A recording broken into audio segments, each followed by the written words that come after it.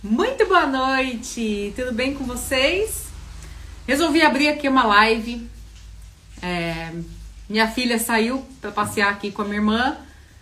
Tô sozinha aqui, acabei de trabalhar, tá chovendinho. Falei, você quer saber? Vamos abrir uma live lá e falar de um assunto muito importante, que inclusive faz parte de um capítulo do meu livro, que ainda não está publicado, tá?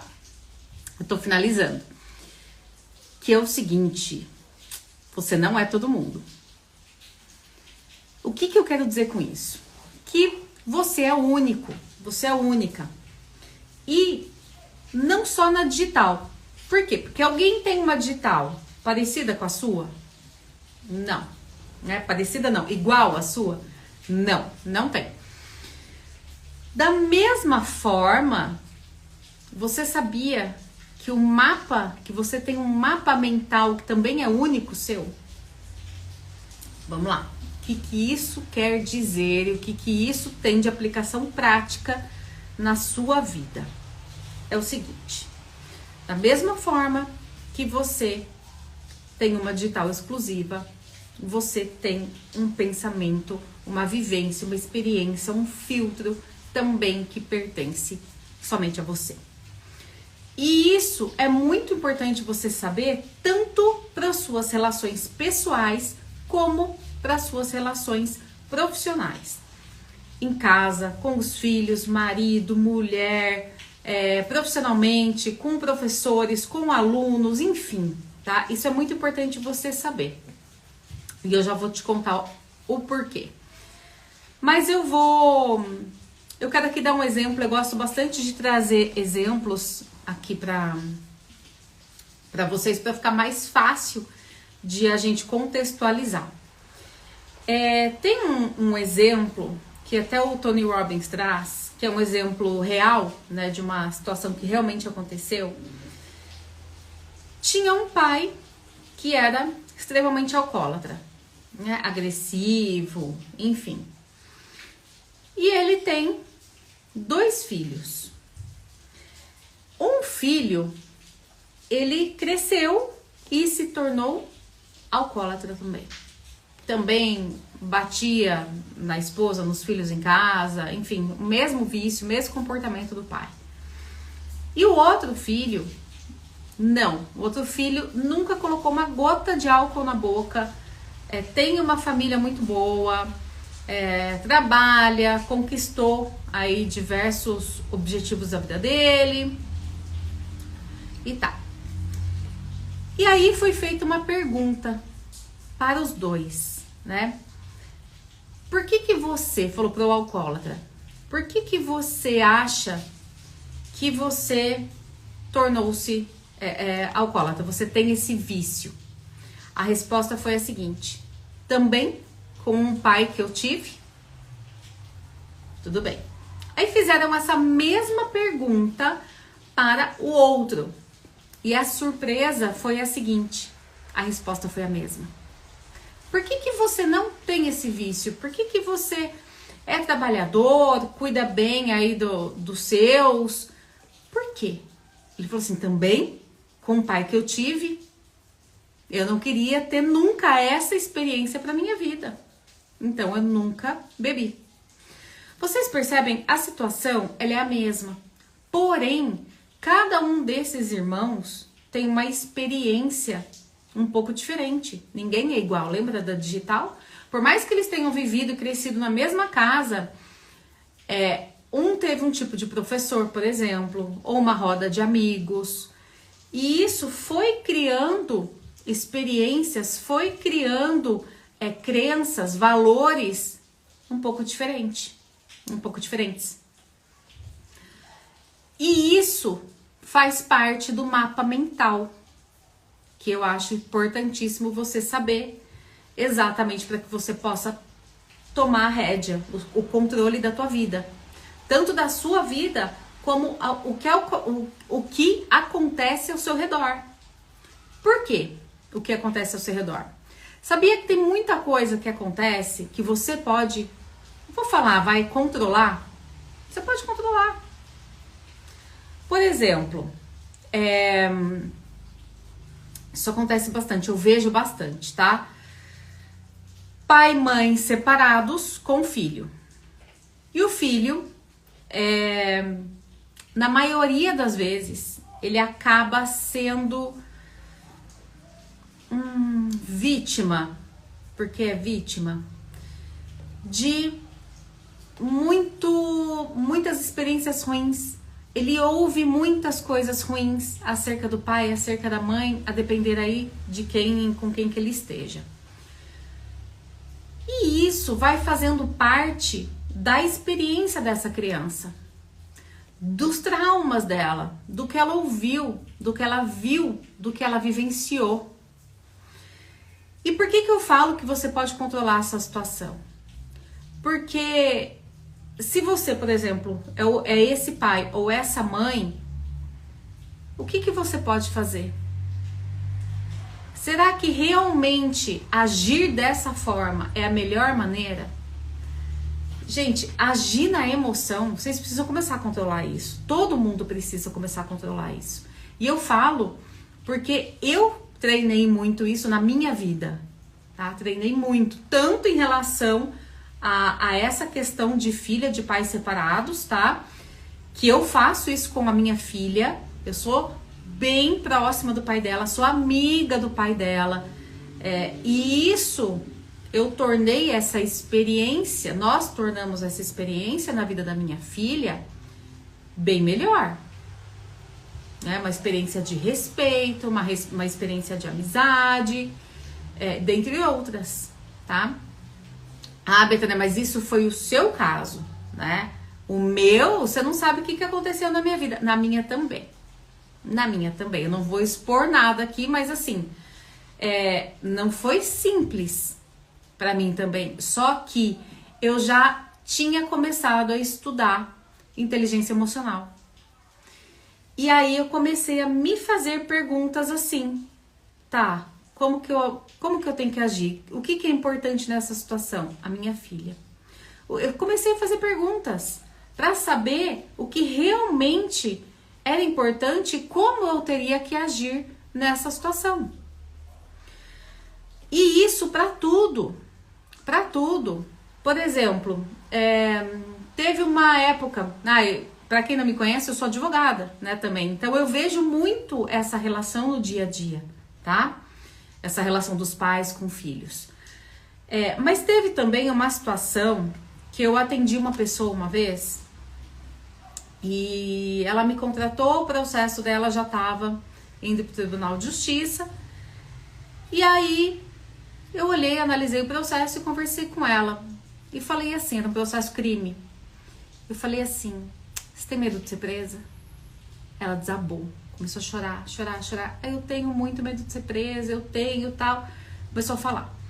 Eu falei, então, porque assim, pelo seu processo, você não existe possibilidade de você ser presa. Por conta da pena, por conta, enfim, de diversos fatores. No final das contas, ela acabou sendo absolvida, tá? Mas, olha isso, por quê? Porque eu pensei nela. Eu tive empatia, que é a capacidade de se colocar no lugar do outro, e falando, tá conversando com a advogada fala algumas coisas técnicas ali, vai fazer o que é possível, mas e a preocupação dessa pessoa? A preocupação dessa pessoa era ser presa. Só que nesse processo, e nunca ninguém tinha falado isso pra ela, tá? O processo já tava indo pro Tribunal de Justiça, já tava aí há mais de 5, 6 anos rodando, e nunca ninguém havia falado isso pra ela. Então, você vê que inclusive na questão profissional isso muda muito. Se você, por exemplo, tem uma loja e você vai lidar com as suas colaboradoras, com os seus colaboradores, é importantíssimo quando você tem essa noção de que cada um tem uma experiência, cada um tem um mapa mental. Até porque você não deve impor a tua opinião. O que você deve fazer para uma situação determinada ali que você acha que é correto ou não? Fazer as perguntas, entender como que essa colaboradora, por exemplo, pensa sobre aquela situação. Qual é a experiência dela naquela situação? E aí, sim, você consegue explicar o seu ponto de vista e fica muito mais simples dessa pessoa entender e de, por exemplo, cumprir os valores da empresa. Tá? Isso, gente, eu posso ficar aqui a noite inteira dando exemplos para vocês do quão importante é você entender essa questão dos mapas mentais. Então, cada um tem esse mapa de acordo com o que viveu, com o que ouviu, com o que vivenciou, com as suas crenças, com os seus valores. As crenças você pode mudar, tá? Mesmo que você tenha uma crença que não te faça bem, isso pode ser modificado. E aí, além disso, eu falei já para vocês, inclusive já tem aqui conteúdo sobre isso no canal, sobre os filtros, né? Que cada pessoa enxerga o mundo de acordo com os filtros que ela tem, que ela acarretou, né? Que veio, que ela foi construindo ao longo da vida. E aí, cada pessoa vai enxergar uma determinada situação por um viés, por uma opinião. Entendeu? Então, é muito importante você entender que isso existe para poder respeitar a opinião do outro e para poder colocar a sua opinião também.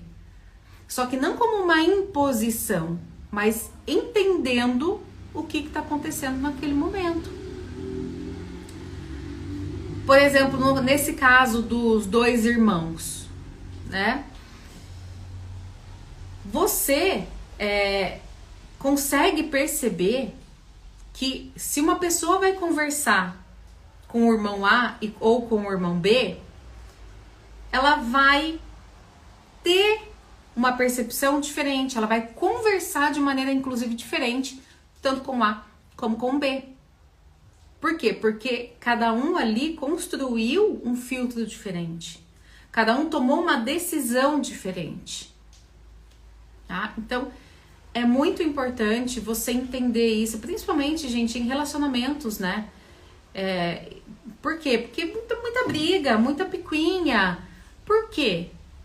Porque talvez as pessoas não pensem nisso, não saibam que cada um traz uma bagagem, cada um tem uma experiência e criou um mapa. E esse mapa é visto como uma realidade na vida dessa pessoa. Por exemplo, falando de relacionamento aqui. Eu sou pós-graduada também em inteligência emocional, tá? Então tem toda essa parte psicológica aí que eu já estudei e vivenciei também com alguns clientes, tá? E com, enfim, né? Questão pessoal, questão dia a dia, enfim. Por exemplo, uma pessoa, uma mulher que tenha a crença definitiva na vida dela, definitiva, né? Essa crença ela pode ser modificada, mas ela não sabe disso. Ela acredita que todo homem trai, por exemplo. Ela acredita nisso, ela acredita. E aí, quando ela consegue se relacionar com uma pessoa íntegra, né, com um homem que não trai, por exemplo, como que ela vai agir numa situação? Imagina, esse homem chega mais tarde em casa, né? Enfim, alguma coisa aconteceu e ela não conseguiu falar com ele. O que vem na cabeça dela, de acordo com a experiência que ela tem, de acordo com a visão de mundo que ela tem, de acordo com os traumas que ela tem? Ele tá me traindo de novo. Essa é a experiência que ela traz. E aí, quando ele chega em casa, a briga é imediata. Eles já começam a brigar, ela já começa a falar, já começa a desconfiar. E olha que interessante. Vamos imaginar que o pneu do carro furou e ele tava sem bateria, o celular. E que isso seja uma verdade. E aí ele vai contar pra ela, ela não vai acreditar, porque ela tem essa crença. E olha que interessante isso. Sabe o que provavelmente vai acontecer nessa situação? No futuro ele vai acabar traindo ela e o que ela acreditava acaba tornando-se verdade. Sabe por quê? Porque ela vai começar a pegar no pé dele. e vai começar a brigar. E vai começar a desconfiar de tudo. E vai invadir a individualidade. Enfim, vai tomar diversas atitudes, diversas ações que vai começar a afastar esse marido dela.